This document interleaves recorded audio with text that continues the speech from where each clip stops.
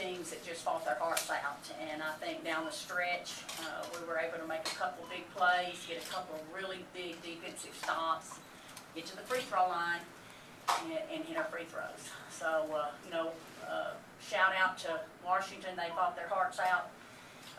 And we're just very, very happy to win this game on the road, and now wait and see who we're going to play in the finals. Questions? The third quarter, you guys were taking a bit of control, and then they came back, and then from there, we kind of went back and forth. Can you talk about that? Well, I mean, that's the kind of game you expect it to be. If you look at the game in Indy, it was back and forth, back and forth. They were ahead 6 at half. We were ahead 3 at half tonight. We make a run, then they make a run. We make a run, then they make a run. It's just two teams battling their hearts out. So it didn't surprise me that it came down to the wire and actually went in overtime. What was the X factor in the overtime? I thought there were two X factors. I thought we got a couple of actions going that we hadn't used. The 5-up action with Bree attacking the rim. We got the sideline, a couple sideline out of bounds plays with the back pick, with catch going to the rim. We scored in those. But then I also thought our defense. I thought we were really taking it up a notch. We were just really focused on not letting Ivory get a good look and focused on not letting Lawson get a good look. If you score, it was going to be a 2, it wasn't going to be a 3. And Tamika, just talk about late in the fourth quarter, you guys were down 5. You guys been through a lot of different experiences. How much that experience helped you guys get back into the game tonight? Well, I think the experience definitely has helped us. But the biggest thing for us is our defensive intensity. And we know that we could always take it up another notch. And I think we looked up, it was like 4 minutes left.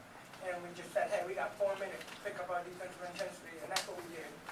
Our offense always stems from our defense. And we play really well on defense as far as communicating, moving around, over the screens, whatever defensive scheme that we're in. When we all focus and we communicate, it helps our offense run a lot smoother as well. And I thought we attacked the basket. I think about that time when they were up 5, I think that was just about the time we got in the bonus, and we were really getting to the rim then too. In the overtime, mentally, does it give you an edge knowing that you have your core team that won the championship back in 2012 to go into that overtime with them being kind of a young team? Yeah, definitely. Just knowing that when you look around to your left and to your right, like these are the people that we won with. And not that I think our bench has done a great job all season long. But when you're going in overtime and it's like, as soon as Bree locked down Ivory and the horn went off, I was like, all right, 5 minutes, let's go. And we did.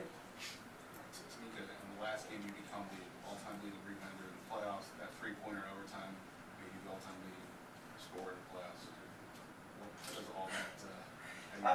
It's a tribute to our organization, and to the great players that I've been able to play with along the way.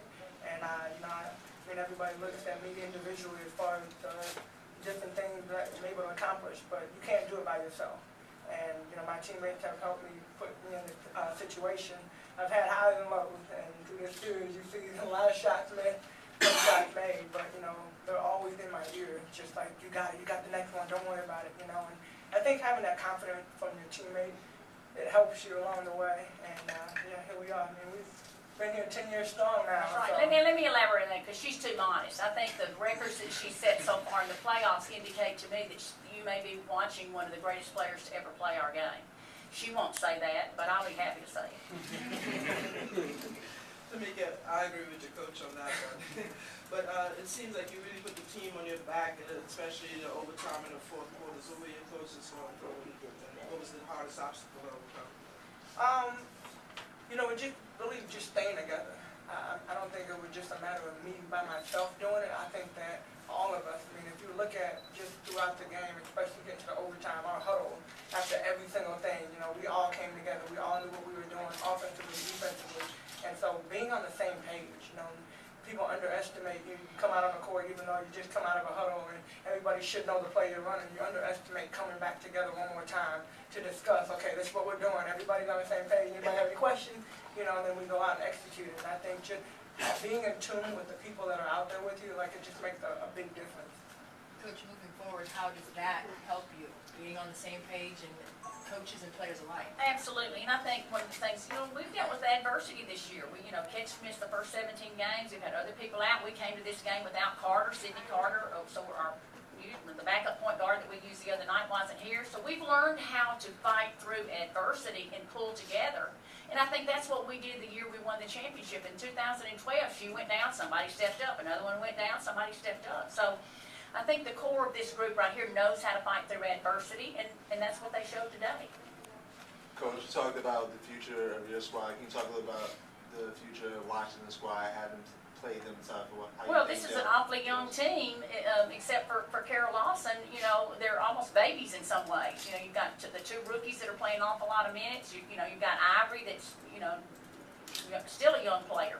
I just think the future's very bright for the Washington Mystics. Mike's done a great job. They could have easily stolen that game from us tonight, and we could have gone 3 games. So you have to give him credit with what he's doing with a very young team. And I give him credit for letting all of them play. He lets those young ones play through their mistakes. I don't know if I could do that all. I'm not quite as patient as him. Let's talk about the keys in defending Avery Ladder.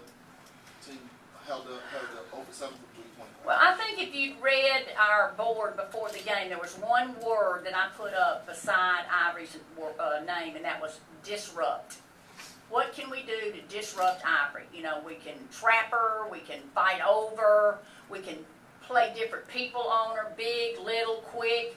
And I thought everything we did tonight was focused on Ivory Lotta.